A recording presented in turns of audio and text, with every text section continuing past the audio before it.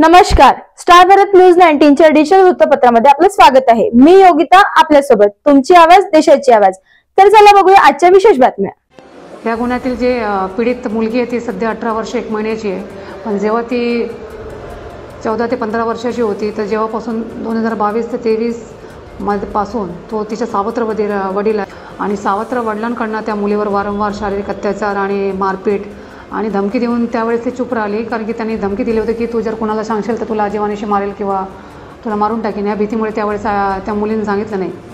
परंतु आता 21 सप्टेंबर ते 22 सप्टेंबरच्या दरम्यान ती आता सध्या इथे राहते हिंगणाच्या हद्दीत, MIDCच्या हद्दीत।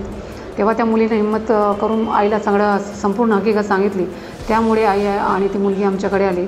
त्यामुळे तिच्यावर जो अत्याचार झाला त्यानुसार ते गुन्हा दाखल असून सध्या तपास सुरू आहे। आरोपी ताब्यात आहे, आरोपीच्या PCR घेण्यात आलेला आहे। आरोपीला 4 दिवस PCR भेटला आहे सध्या। आणि हे संपूर्ण या गुन्ह्यातील कारवाई माननीय पोलीस आयुक्त Shri Ravindra Singal sir, Shri joint CP Reddy sir आणि north region Shri Dabhade sir, zone 5चे श्री उपायुक्त श्री कदम सर, कामठी डिव्हिजनचे सहाय्यक आयुक्त श्री खेडेकर सर यांच्या मार्गदर्शनामध्ये हा तपास सुरू आहे।